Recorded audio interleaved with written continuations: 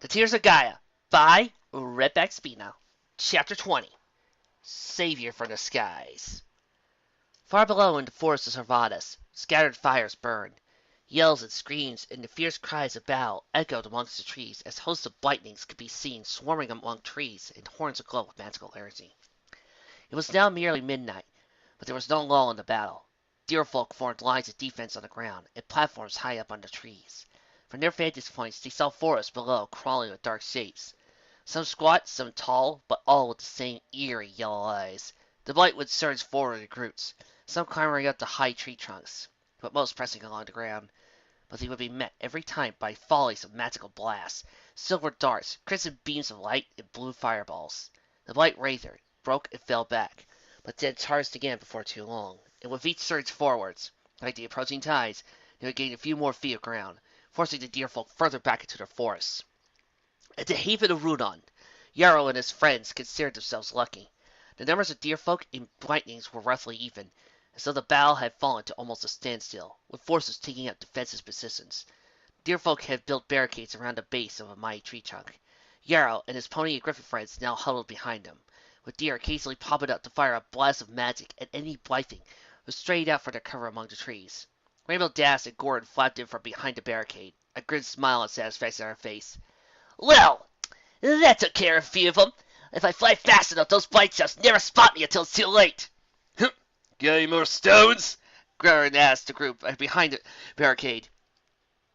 A stag gathered up fragments of rubble and pebbles, passing them into the bags the pair wore around their necks. Rainbow Dash had taken rather quickly to helping in battle, flying above the blight fortress and raining rocks down upon their heads. Not anything really large enough to kill, but more than enough to stun and distract. "I hope you're not doing anything too reckless out there, Rainbow Dash!" Applejack shouted from further down the barricade. Rainbow smirked. Worry about me, are you? Relax, AJ. Me and Gordon are flying so high up they can barely see us. Now come on, dude, let's get going! Gordon nodded. The duo took to the air again, flying high into the canopy with their bags of ammunition. "I must say," Yarrow said to Applejack, "your friend Rainbow Dash has taken to war considerably." He was cut off by the malformed face of a blighting peeked over his barricade, yellow eyes shining with bloodlust. But before the monster could jump down amongst them, Yarrow stood up, lifting the blighting on his antlers, before tossing him bodily back into the direction he came, where he landed at a crumpled heap 20 feet away. "Considerably faster than I expected," he finished. Applejack scuffed the dirt with her hose, before bucking a small boulder over the barricade with her hind legs. "Well, this ain't the first time us ponies have gotten a scrap. We fought changelings and moon beasts and all kinds of monsters more times than I like to remember. Nothing quite this. I'll tell you so." Juniper, the stag, chopped down from atop the wall as a black fireball sailed overhead to crash against a tree, where a few nearby deer snapped it out. "Well, needless to say, you ponies are doing a fine job for your first war. Wait, where's Fluttershy?" Applejack, silently pointing over her shoulder to a small dead tree, was curled over on itself, forming a small sheltered hollow below, and inside, Juniper Yarrow could see a small yellow-pink form, huddled up and quivering. "She ain't exactly fine type, so there's not much she can do," Applejack explained. "Poor thing. This is way too intense for a delicate pony like her." Yarrow looked at with pity with the Pegasus. "I'll go talk to her. Juniper, you're in charge until I get back." The younger stag nodded and turned back to the battle as Yarrow trotted over to the curled tree trunk. Ducking under, he saw Fluttershy curled up beneath, her face buried in her forelegs, but her hooves could barely muffle the whimpers and squeaks of fear from the little Pegasus. "Fluttershy?" She tensed slightly at the sound of her name, but raised her head to look down at the stag. Yarrow felt his heart clench as he saw the obvious sign of tears in her eyes. "Yarrow," she whimpered, "I'm scared. I don't know what to do." Yarrow sat down beside her, covering a hoof around her shoulders. "I know, Fluttershy. Applejack tells me you've never been in a fight quite this intense." Fluttershy nodded mutely. "This is all too much for me. I don't know how much more I can take." He nodded. "I understand, Fluttershy, but we need you out there." "What can I do?" Fluttershy cried. "I'm not good at fighting. I've never fought any pony in my life." "But your friend said you've been in all kinds of fights and battles before," he replied. Fluttershy shook her head. "Maybe, but I've never actually fought. As soon as I get into something like that, I just freeze, curl up and hope for it to be over as soon as possible. My friends are the ones who do all the fighting." As fresh tears flooded from her eyes, she held Yarrow closer and buried her face in his fur. Striking her head with his forehead, the stag replied, "But every contribution helps, Fluttershy. The fartham intend to see Servatus go up in flames, us deerfolk along with it. We need all the help we can get, you included." How? Fluttershy asked, holding Yarrow even tighter as a blast of magic crashed against the castle of the tree, causing the whole thing to shake. "Well," Yarrow pondered this for a moment, looking furtively outside. "You said that you work with animals, correct? Feeding them, caring for them, healing them?" Yes, but how? "Well, every army needs medics. It's obvious that you'll never be the kind of pony who could take lives. So how about saving them instead?" he suggested. Fluttershy did not look convinced. Oh, I mean, I'd love to help to make people better, but I don't know if I could go out there. Before she continued, there came a sharp bang from outside the tree. Both of them peeked out and saw that one of the barricades had taken heavy fire from the white things, blasting several deerfolk to the ground. Juniper struggled to his hooves. A silver bit of tree bark impaled straight through his hind leg. Oh my, Juniper! Fluttershy needed no second bidding. Regardless of the situation, she was not a pony to stand idly by as another creature suffered. Rushing past Yarrow, she fled to the fallen deer to his side. We need to get you somewhere safe. Can you stand? Juniper grunted with pain. "Ugh, not really, I'm afraid." Here, we need help. Fluttershy offered herself as a support to the stag, as he pulled himself upright again. The two limply slowed behind another barricade, this one considerably more intact, where the Pegasus got to examine his wound. Oh, you poor thing. It's not too bad, but we need to get this wound cleaned right away. Somebody give me some water and bandages. Even as he rejoined the battle, covering one of the barricades with a dozen other deer, Yarrow cast glances back at Fluttershy every chance he got, a smile growing on his lips as he watched the Pegasus removing the sliver from Juniper's leg, before cleaning out the wound and bandaging it with strips of linen and a bottle of water brought to her from inside the haven. She paid little heed to the war going on around her, her face stern with concentration as he ensured that Juniper was as comfortable as possible. As the stag thanked her profusely and slowly made his way back to reinforce his barricade, realization hit the Pegasus like a freight train. Her pupils became as small as pricks, and her chest rose and fell as her breathing became rapid and deep. Yarrow hurried over to see if anything is needed. "Fluttershy, are you all right?" She stammered. I just ran out there. I didn't care about what was going on. I just headed straight for Juniper. How did I do that? Yarrow smiled. "Amazing. A healer through and through. Fluttershy, that is what you are. I stalled you. You cared nothing about what was going on around you. You just concentrated on tending to his injuries. I've never seen anybody concentrate like that." Fluttershy smiled happily. I guess I did. I just can't stand to see any pony in pain. The stag gestured around him. "Well, this is a pitched battle we're in the middle of, so there are bound to be injuries aplenty. So, do you think you could take on the responsibility of saving the lives of dear folk who need it?" Oh, my. Fluttershy scuffled nervously. That's quite a big responsibility, but all right, I'll do it. "Thank you, dear Fluttershy," Yarrow said, smiling at the Pegasus. Fluttershy smiled bashfully back, and for the briefest moment, the two of them forgot about the war going around them. Oh, I probably should, get to work then. Fluttershy stammered. Yarrow called hastily. "Yes, and so I. Back to the ramparts and all that, yes." With one last glance at each other, Yarrow headed back to the barricades, while Fluttershy hurried back towards Applejack and Rainbow Dash and Gordon, who returned back to restock on rocks, her bandages and water held under her wing as he tended to a nearby deer with a scorched shoulder. The firefight continued for almost an hour, with the blight inching slightly closer towards the base of Roland, using the trees as cover. Packs of flying blightlings had taken to the air, swimming down in squadrons at the high platforms of the massive tree, only for most of them to be shot out of the air by all manner of magic missiles shot by deerfolk that lined the edges of the platforms, blasting away with them their antlers. A few blightlings managed to land on the platforms, and a few melees were breaking out on the streets high above, but otherwise Roland was holding out well enough. Rainbow and Gordon had given up their aerial assaults, not wanting to risk clashes with the airborne blightlings, and now stood behind a barricade with Applejack and the deerfolk, pelting rocks and rubbles at any blightlings that got too close. Fluttershy, meanwhile, was fully engrossed in her new role as battlefield mechanic, rushing to the aid of any pony who needed it with cool water and bandages. So he even come across a small garden of healing herbs growing at the base of the tree, and now provided soothing balms and painkillers as well. But not before leaving a hastily scribbled note to whoever owned the herb garden, promising to replace the herbs he had picked. However, the tide of battle had turned in the deerfolk's favor, as none of the White Hart himself appeared among them, as he came to support each of the 4 havens surrounding Austere, bringing with him 20 other deerfolk, including a few tin soldiers. Grillin's defense was bolstered to the point where the Blightings were forced to stay in cover, lest they were met with a volley of magical fire the moment they peeked their heads out. While a dozen or so deer now lay slain on either side of the barricade, they were far outnumbered by the number of dead Blightings that littered the forest floor. Your Majesty, Oakwood shouted to the Whiteheart, "How goes the battle with the rest of Savanas?" Whiteheart sat down behind the barricade. "Not that good. Harlan has nearly fallen, and Arnold and Fordon have hard pressed. Many of the villages behind the Havering are now in flames." Somehow I'm not surprised, Oakwood replied with a nod. It seems that the Fundum are without end. You slay one, and 3 more take its place. It does look grim, Your Majesty, Yarrow agreed. Even with our guests aiding us, particularly our new battlefield healer Fluttershy, we are in trouble unless we can get some help. But where can we get help? With the Fundum army surrounding our force, no pony would dare come near to aid us, the Whiteheart replied, before hastily popping up to fire a silver dart of energy from his antlers at the Blightling, who was rushing toward the barricade. The creature teared on, carried forwards by his momentum for a few seconds, before keeling over dead. No, my beloved dear folk. It seems that we are on our own now.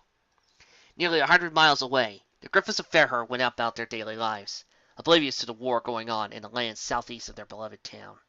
After a big send-off of the Griffins to seek out Rarity, Twilight, and Pinky and Star Swirl's friends, there had been another great celebration they carried on long into the night. Dancing, feasting, drinking, games, and all manner of crazy fun was had in honor of Rarity's victory over Gellert, as well as their burying of the hatchet that stood between any sort of alliance between the Griffins and their ponies' guests. By the next morning the town had returned to life, albeit dazed and tired, with a bit of headache from the previous night's events. 4 ponies sat in the throne room of the keep with Gallard and Gellert, and King Gideon slumped in his throne, Chin resting wearily upon his mace. Sadly, even with all the frivolity and celebration and pageantry of the last few days, Gideon still remained catatonic and motionless in his throne. Pinkie Pie sighed, lying on her back. Man, I wish those messenger Griffins would just come back with some good news already! I can't stand waiting around like this for so long. Pinky, it's only been 1 night, Twilight reasoned. Even at top speed, I don't think any Griffins could have gotten that far by now. She's right, Gellert said. Give it time, and you'll be back with news soon enough. Gellert stood up. In the meantime, I've been meaning to ask. Twilight, have you come up with any ideas about what you will do with that jewel of yours once you and your friends return to Equestria? Twilight started slightly. With all that had been going on, she had almost forgotten about the tears. Rifling through her saddlebag a moment, she pulled out the ornate lacquered box, holding it in her forehoof. I guess I haven't been thinking much about it. Suppose our little request is still out of the question? Gellert asked. Twilight nodded. I'm afraid so, Gellert. Why? Pinky asked, rolling onto her front. Does he trust the Griffins yet? It's not that, Pinky, Twilight replied. Of course I trust you guys. That's what the whole challenge was about. I just don't know if anyone can be trusted with the tears.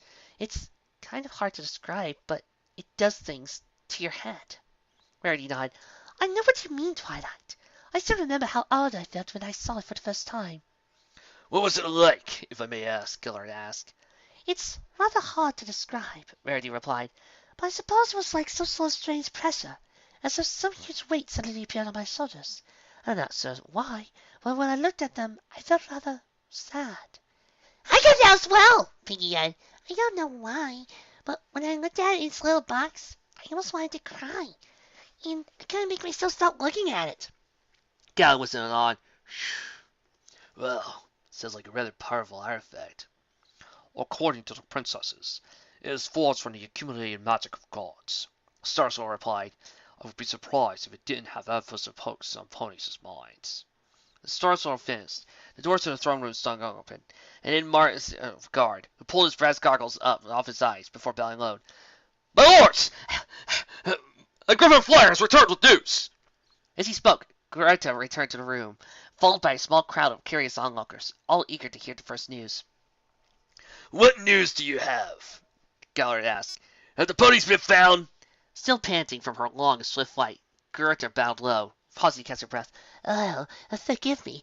Forgive my bedraggled appearance, my lords. I flew here when as soon as I could. I saw it. I was flying over Flower Valley when I saw light in the distance. I flew close to it and saw that it was the dear folks of Homeland, the forest of Savanas, and it was burning! A gasp rippled through the crowd. Gellert wore a face of concern and worried, but Gellert's voice suddenly became dark and sullen. If Servatus burns, what concern of it is it ours? Well, my lords, I flew a bit closer to see what was going on inside the forest, and it was a war zone! The yellow-eyed monsters, hundreds of them, maybe even thousands. They were all swarming through the trees, in battle with the deer folk, and that's when I saw them. 3 young mares, that perfectly matched the description of the 3 ponies you were tasked to find. You found them? Twilight looked to her host, a look of disbelief on her face. Garrett denied. That's not all I saw, my lords. I saw a young griffin with them, and he was the spitting image of the young prince! A murmur went through the crowd, louder and more curious this time. A few griffins in the audience also noticed the change in Gideon as Gerda retained her tail. Maybe it was a trick of the light, but his eyes seemed to glimmer with life once more. His head even lifted off the center as well, ever so slightly, but enough to be noticeable. Are you sure about this? Galahad asked sternly. Think very carefully about whom you saw. My lies don't lie, my lord, Gerda replied. There was no mistaking it. It was Gordon, my lords. Gordon is alive! In the silence that followed, there was a sound. A minute, almost inaudible mutter from the king. His beak cracked open, repeating again, loud enough for all to hear. Gordon's alive. Then, after a brief second that almost felt like an eternity, his eyes sparked to life again. His heavy beak curled to an overjoyed smile. Then he spoke, a voice that had not been heard for ages.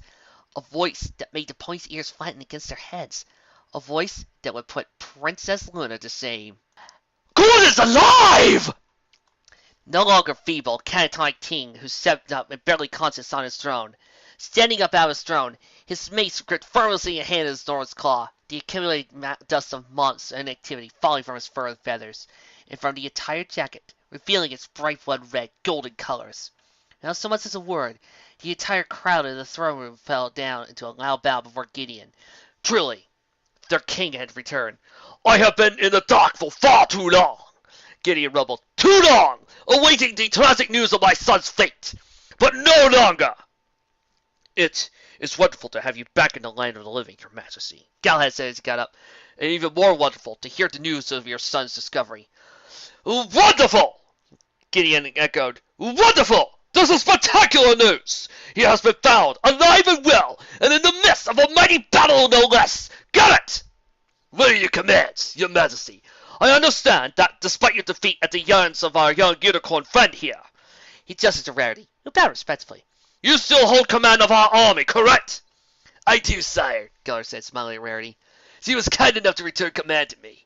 Though, if it pleases you, Miss Rarity, I would still consider you an honorary commander. Rarity smiled back. Why, Mr. Gellert, I consider it an honor, though I don't really know anything about commanding armies. Well, Gideon replied, I believe in learning on the job. Gellert! Rarity! Rally the troops! Get every bird out there with the finest weapons we have in the armory, and muster them at the gates. My son is in peril, and as our pony allies. As though we may not be close friends with the deer folk, these things threaten the freedom of every creature in these lands. So prepare the army! We fly for Savanas! Yes, sir! Gellert saluted, turning on his back paw to face the crowd of onlookers. You heard the king! All soldiers report to the army! Arm yourselves! In 1 hour, we fly! There came a general roar of agreement. Yeah! And the castle began to buzz with activity as all griffins milled into the pouch. And suddenly, a random Pegasus with little baby wings popped out of nowhere. Yeah! As the throne room emptied, Gellert made them leave, but was stopped by a hoof on his shoulder. What about us? Twilight asked. None of us can fly. You coming to the battle as well? Gellert asked, eyebrow raised. You heard the messenger. Savanas is under invasion. With all due respect, Rarity said, our friends are out there as well. Pinky and Starsword came to their side, the 4 of them standing in a row before the Griffin commander. Just try? Unstop us. Garrett saw the fire in their eyes of the 4 ponies before him and smiled. I'll arrange for some air chariots for the 4 of you, as well as weapons and armor. Twilight shook her head. No weapons, thank you. My magic can take care of that well enough. Rarity and Starsword nodded in agreement. But what about the pink one? Won't she need anything to defend herself? Twilight smirked. You clearly don't know Pinkie Pie very well. Garrett looked uncertainly at Pinkie, who merely grinned her instant grin back to him. He shrugged. Very well. Still, you'll be needing armor, so head on to the armory with the others. Fall into the gatehouse. Well, Terry's waiting for you. Now, go! Gideon shouted, as he sounded out to the door to the side of the throne room. You have 1 hour to prepare. Then we fly! Gellert, help me to my armor. Right, your majesty, Galahad replied, rushing to his aid. Before he disappeared, he gave another glance and smiled to the ponies. It's wonderful to have him back. Well, one thing to be said about the Griffins of Frontier. They certainly are punctual. Exactly 1 hour later, the entire host of Griffin soldiers perched along the walls of the city, bedecked in their dark armor and goggles, wielding a variety of swords, spears, maces, and their special crystal-infused muskets. More Griffins were gathered behind the walls, a total of around 500 or 600 soldiers. There was even a group of 300 over there. This is Sparta! Thank you. Down on the ground were 2 large wooden chariots, harnessed to a pair of particularly strong-looking griffins. Twilight Sparkle sat in one, while Pinky and Rarity took the other. At the head, perched at the highest point of the roof of the gatehouse, were Gellert and King Gideon. Gellert stood in his ornate armor, a golden trim offsetting the dull grumel gray of the plates, and with the long cape flowing from his shoulders. The grandeur of his armor was only trumped by Gideon's, who stood in armor a glorious golden color, offset by patches of shiny black enamel. He had also traded his crown for a golden helm, which he held under one arm, and in his claw, as always, was his strange mace in a single hooked spike. Raising his claw, the entire army fell silent in an instant. Now, as some of you may remember, I have a habit of going into long-winded speech before we fly off into battle, Gideon said in his booming voice, eliciting chuckles from many of the soldiers. But time is of the essence, so I will all say this. It is good to be back! The hosts cheered, waving their weapons in the air. Woot! Even the ponies joined in, caught up in the energy of the moment. Now, without further ado, let us die to Savanas and victory! The cheer this time rattled the timbers of the entire town. Sweeping his golden helm onto his head, Gideon took to the air, his mace held out pointing the way.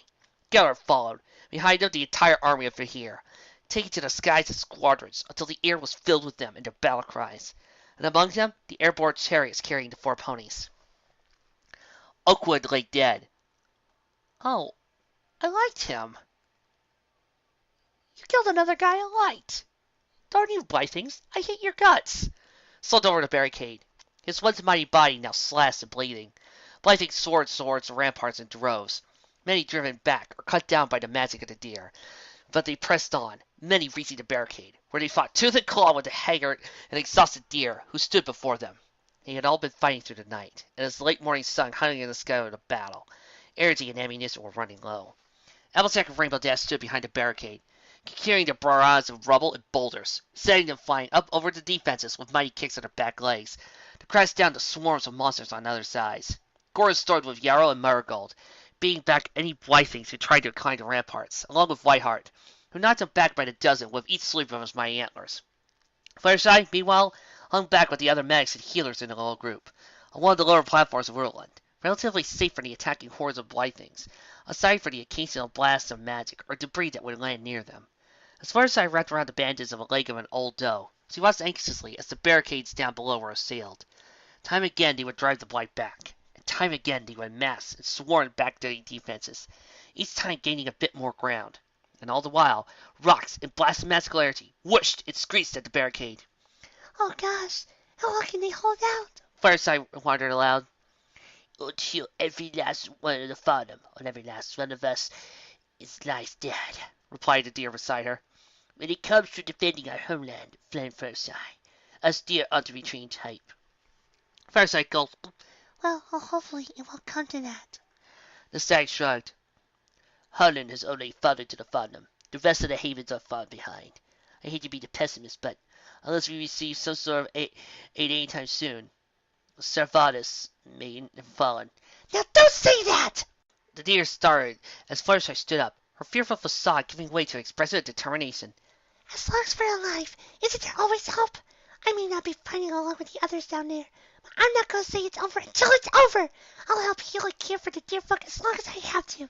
If there is one thing I've learned from my friends for as long as I've known them, it's that we can come over anything if they work together! Her words were interrupted, however, by a sickening roar of an explosion in the fray below. Fluttershy peeked down, and her blood ran cold. As the smoke cleared, she saw a gaping hole that had been blasted through the barricade, wide enough for the Blythings to begin swarming in 5 at a time. The deer folk, Rainbow, Applejack, and Gordon fell back to the base of the tree, pelting the oncoming horde with rubble and missiles, but to no avail. But before long, the barricade was overrun, and the deer were falling, slaying left and right. Well, we gave it our best shot, the stag said beside her. Might as well go down and fighting. Who is this me?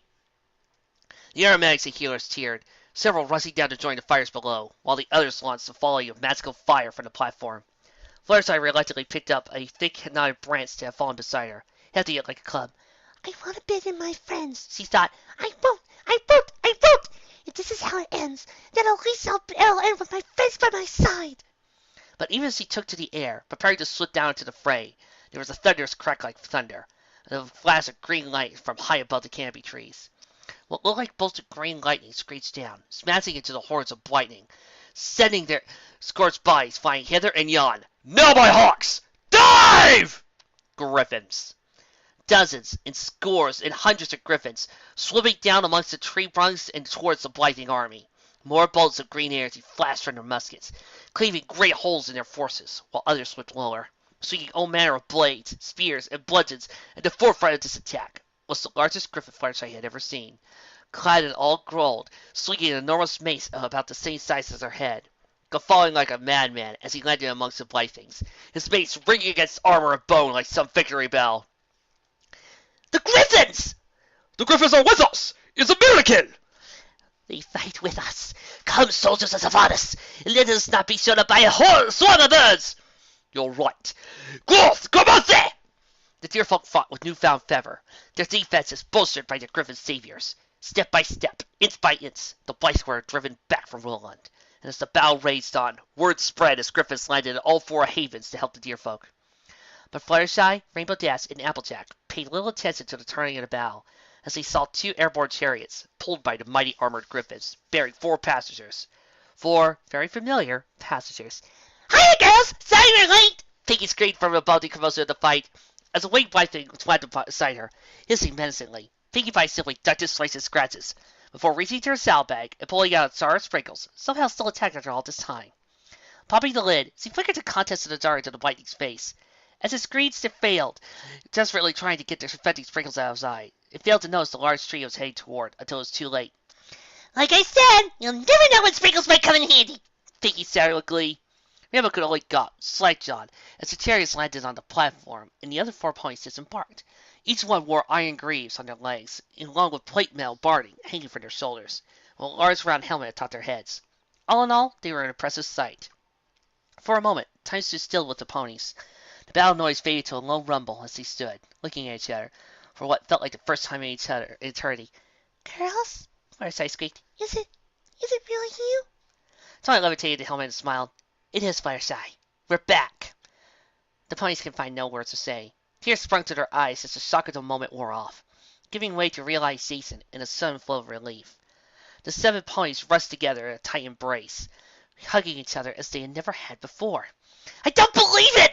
Rainbow said, once her voice finally returned. How is this? I mean, where have you girls been? Before anybody could answer, a fireball of black flame slammed to the side of the tree trunk above them. The 7 ponies recoiled as the reality of their surroundings came back to them. We can start stories later, my friends, Sarsol shouted. For now, let us go help. Verity donned her helmet, which she had personalized with a single loose feather that she had picked up at the fancier. You're quite right. After all, I have an army to command. What? Verity giggled at the look of subtle amusement of Rainbow Dash and Applejack's faces. Oh, my dears, I had quite a story for you when we have a moment. Well, lead on, Commander Verity, Pinkie shouted, taking up another loose branch, rather like Fluttershy's improvised club. The 7 stood together once more, on the ledge of the overlooking battle, a glint in their eyes and a fire in their hearts. Indeed! Come on, ponies, and let us show these splicing monsters how we do things back at Ponyville! Heck yeah! The battle carried on long into the evening. By the time the Blythe forces had gotten over the shock and sent an attack at the Griffins from above, it was too late. Almost a third of their forces were slain, injured beyond continuing to fight, or otherwise incapacitated. The defenses around the havens had once fallen were repaired threefold over. The White Heart was everywhere at once, teleporting from haven to haven, rallying his soldiers and providing some extra fighting power whenever he was needed. Gideon, Gellert, and Gordon found each other on the battlefield, where they worked together as an efficient, vicious machine of war, swooping low in an arrowhead formation, leaving bruises, broken bones, covered skulls left and right. And the 7 ponies side by side, blasts of magic, throwing rocks or debris, or just playing kicks with their strong legs. Blightings were flying left and right by their impenetrable defenses. Around sunset, there came a mighty cheer for the deerfolk and griffins alike, as the Blightings were finally pushed beyond the boundaries of the havering, and began to fall back to the edge of the forest. At Roland, the ponies whooped and cheered as they watched the last few remaining Blightings fleeing back to their back. When the battle was at last ended, they turned to each other, bombarding one another with questions. "Where have you been? Where did you get that awesome armor? Who are all these griffins? So, what's this I hear about Commander Rarity? Didn't you get kidnapped? Did you see me with those sprinkles? How did you end up with those deers?" Now, ladies, please! Sarslow shouted, his forelegs up. There will be plenty of time for all that later. Now that we have a lull in battle, I suggest we find somewhere a little more comfortable to rest for a bit. Applejack nodded. He's got a point. I'm plumb took a rest. We've been fine since yesterday, almost non-stop. Come on, we got a place back at the capital where we can relax. Could you girls wait a moment? Fireside spoke up, gesturing to the grim aftermath of the battle that lay around the tree. If it's all right, I need to talk to somebody before we go. The others nodded, and Fireside hastily flew down to clean up Everett, where deer and Griffiths were repairing the barricades, sweeping up debris, and gathering up the bodies of the dead. Kill 'em. Best leave it to her. She's kind of gone native, Fireside has, Applejack said. Twilight nodded as he watched Fireside. Well, the deer folk are known for being rather in touch with nature and all that. I guess she found her needs or something. That's not all she found, it would appear, Starsoul added, pointing down to the Pegasus, who headed straight for Yarrow, where the two shared a tender hug. Randy cooed, "Oh, how darling!" Fireside, Yarrow? Applejack murmured, well, I guess now we know what they were doing out in the wood together. Come on, everybody, Rainbow said, ushering them away to another part of the platform. Let's leave the flower lovebirds alone. Before long, Fireside returned, her face considerably flushed. So, Fireside, Rainbow said teasingly, is there something you'd like to share with us? The Pegasus squeaked, hiding her face under her mane. The ponies laughed. Pinky tussling Fireside's head affectionately. It's all right, Fireside. I think you and the snake make a cute couple. Twilight smiled. I can't wait to hear all about it myself. But like Applejack said, let's find somewhere to sit down first. Lead on, Applejack! And so, for the first time since that fateful day that Tharos was shot out of the air, and they awoke to find themselves separated and lost, the 7 ponies had begun the very long walk back to Alstair. Together again. Yes, after about 10 chapters worth of them being separated, the 7 are together again. And this, my dear listeners, is the end of Book 2. Stay tuned for next week as we finish this, as we start feeding towards the climax in Book 3.